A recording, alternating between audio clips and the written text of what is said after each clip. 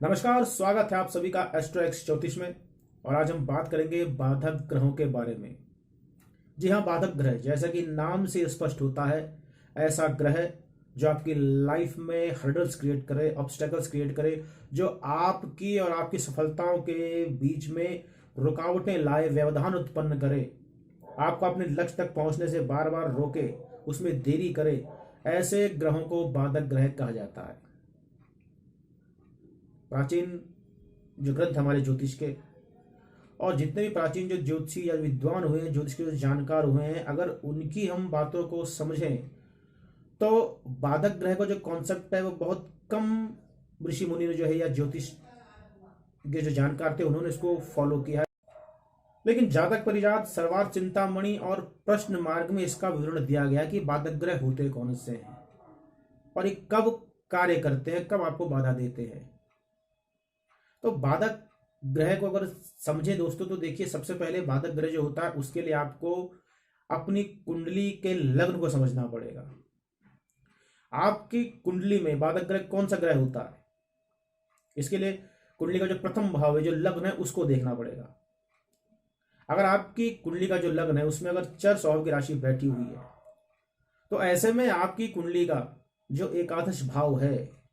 जो 11वां भाव है कुंडली का, उसका जो स्वामी है यानी कि लॉर्ड ऑफ 11th हाउस, वह बाधक ग्रह बन जाता है। चर स्वभाव की राशि, जैसे कि आप जानते हैं, मेष, कर्क, तुला और मकर, ये चर स्वभाव की राशियां होती हैं। तो ऐसे में यदि आपके लग्न में, आपकी कुंडली के प्रथम भाव में यदि 1, 4, 7 या 10 का अंक अंकित हो,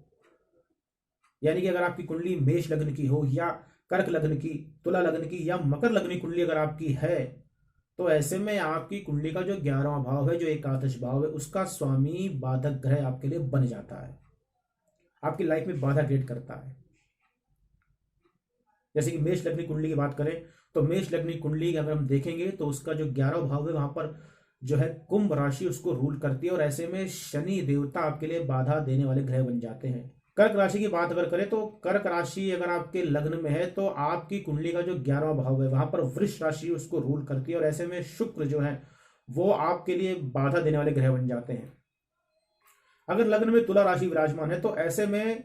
आपकी कुंडली का जो 11वां भाव है, वहां पर सिंह राशि जो है बैठी हुई होती है, और सिंह राशि का स्वामी सूर्य है, तो सूर्य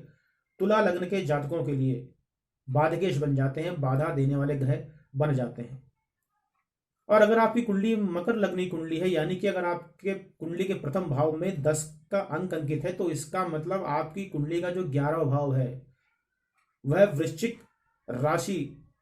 को मिलता है, और ऐसे में वृश्चिक राशि का जो स्वामी है मंगल, वह आपके लिए बाधा देने वाला ग्रह बन जाता है। तो चर स्वभाव का अगर लग्न है आपका, अगर आपकी चर लग्न की कुंडली यानी मेष, कर्क, तुला और मकर लग्न की आपकी कुंडली है, तो ऐसे में आपकी कुंडली का जो 11वां भाव है उसका स्वामी आपके लिए बाधा देने वाला ग्रह बन जाता है। इसी प्रकार से बात करते हैं हम स्थिर स्वभाव के लग्न की। अगर किसी नेटिव के, किसी जातक के लग्न में 2, 5, 8 या 11 का नंबर लिखा हुआ हो, 2, 5, 8, 11 का अंक अंकित है, तो इसका मतलब ऐसे जातक की जो कुंडली है वो स्थिर लग्न की कुंडली होती है। और ऐसे जातक की कुंडली का जो 9वां भाव है उसका जो स्वामी है, यानी कि अगर आपकी स्थिर लग्न की कुंडली है तो उस कुंडली का जो 9वां भाव है, जो 9th हाउस है, उसका जो स्वामी है वह आपके लिए बाधा देने वाला ग्रह बन जाता है। अगर वृष लग्न की कुंडली है तो ऐसे में मकर राशि 9वें भाव पर आती है, और शनि वहां पर बाधक का काम करता है। अगर आपकी कुंडली सिंह लग्न की कुंडली है तो ऐसे में मेष राशि को 9वां भाव मिलता है, और मंगल जो है आपकी कुंडली के लिए बाधक ग्रह का काम करते हैं। अगर वृश्चिक लग्न की कुंडली है, यानी कि लग्न में अगर 8 का अंक अंकित है, तो फिर 9वां भाव जो है वो कर्क राशि को मिल जाता है, और कर्क राशि के स्वामी चंद्रमा होते हैं, तो ऐसे में आपका जो बाधक ग्रह है वो चंद्रमा बन जाता है। अगर कुंभ लग्न की कुंडली है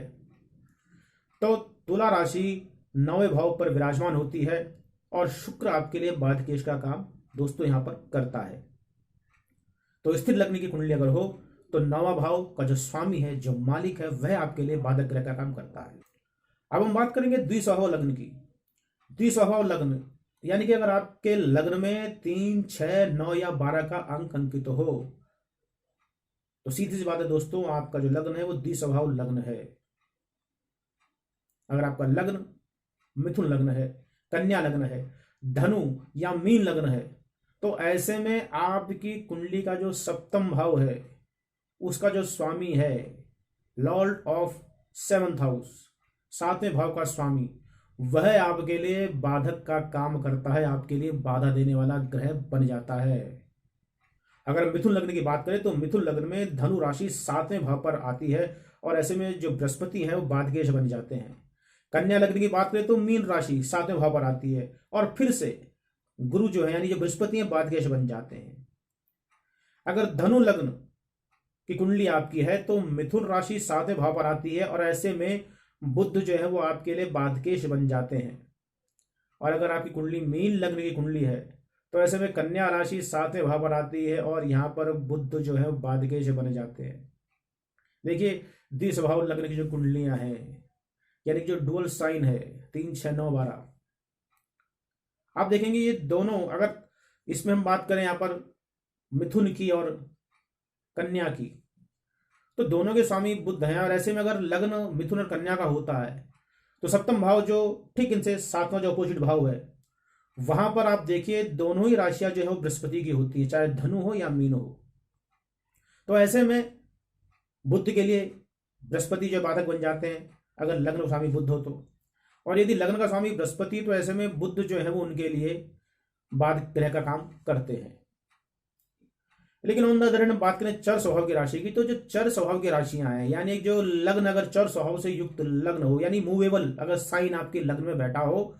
तो आप देखिए ऐसे में जो एकादश भाव मिलता है वहां पर स्थिर राशियां ही विराजमान होती हैं, बैठती हैं और ऐसे में वही आपके लिए बाधक का काम करती हैं। और अगर आपकी कुंडली का लग्न स्थिर स्वभाव से युक्त लग्न है यानी कि अगर आपका स्थिर लग्न है तो जो 9th हाउस है वहां पर आप देखिए जितनी भी राशियां आएंगी वो सभी स्थिर लग्न वालों के लिए वो मूवेबल साइन की राशियां आएंगी, चर स्वभाव की राशियां वहां पर विराजमान होती हैं। और आप देखिए अगर हम बात करें, ठीक है अगर सप्तम भाव को बाधक माना गया तो सप्तम भाव मार्केश होता है, तो मारक ग्रह को बाधा देने वाला लाइफ में बताया गया है। अगर आपकी लाइफ में बाधा देगा सप्तम भाव का स्वामी तो ठीक है वो मार्केश है, उसको बाधा देने वाला कह सकते हैं। इसी तरह से अगर हम 11th हाउस की बात करें तो 11वें हाउस का जो लॉर्ड है जो स्वामी है वह भी बाधक अगर लिखा गया है शास्त्रों में तो उसका भी देना ठीक है, वो त्रिशधाय भाव का स्वामी है तो वो भी कहना देखा जाए तो जैसे जो है शुभ करने वाला आपके लिए नहीं होता है, पाप दायी ग्रह उसको बोला जाता है, शुभ करने वाला नहीं होता, तो वो भी आपको कष्ट देगा, बाधा देगा अपनी दशा अंतरदशा में, तो ठीक है। लेकिन नौवां भाव जो भाग्य का स्वामी है, जो त्रिकोण का स्वामी होता है और जो कई बार योग कारक उस भाव को माना जाता है, ऐसे में उस भाव के स्वामी को बाधक माना गया है। तो इस पे कई बार जो है जो ज्योतिष के स्कॉलर्स है वो इस बात से जो है एक तरह से सहमत नहीं होते हैं कि भाई कहने के उनको लगता है कॉन्सेप्ट बहुत गलत है और अधिकतर लेते नहीं है। लेकिन अगर आप इसको रिसर्च करेंगे, देखेंगे, आप इस थ्योरी को अगर आप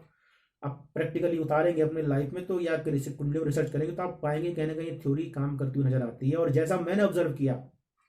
हालांकि 9 भाव योग कारक ग्रह होता है और मैं बात करूंगा 11th हाउस की तो वो भी आय देने वाला है, आपके लिए आय और लाभ का हाउस है। सप्तम हाउस आपके लिए आपके लाइफ पार्टनर का है, आपके जीवन साथी का हाउस है, आपकी साझेदारी व्यापार का हाउस है, तो ऐसे में भाव खराब नहीं है।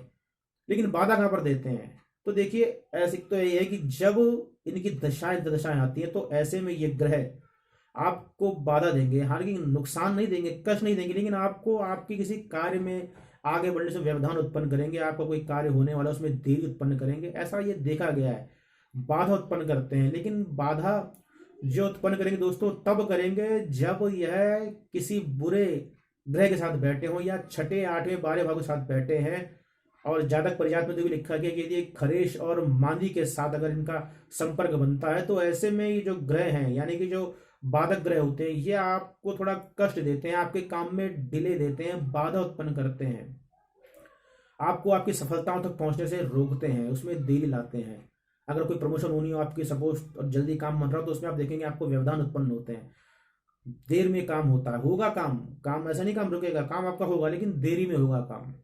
और जहां तक मैंने ऑब्जर्व किया तो मेरे देखने में आया कि बाधक ग्रह जिस भाव में बैठे हों उस भाव का जो लिविंग रिलेशंस होता है, जी हाँ ध्यान दीजिएगा कि बाधक ग्रह जिस भाव में बैठे हों उस भाव का जो लिविंग रिलेशंस जो होता है, उस भाव में जो लिविंग रिलेशंस बनते हैं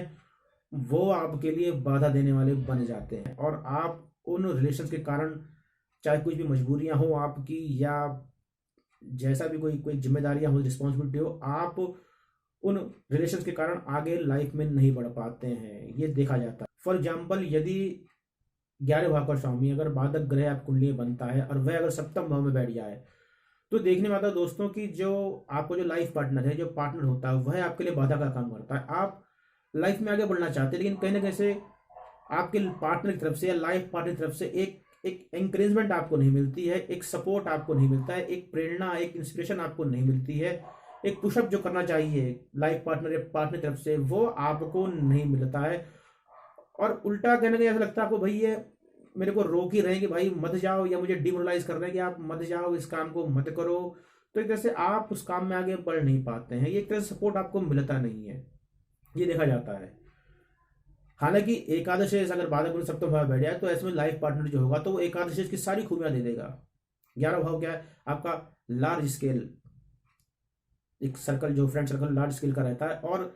हायर यानी उच्च महत्वाकांक्षा जो है, तो ये चीजें भी देखने को मिल जाती हैं आपके लाइफ पार्टनर के अंदर।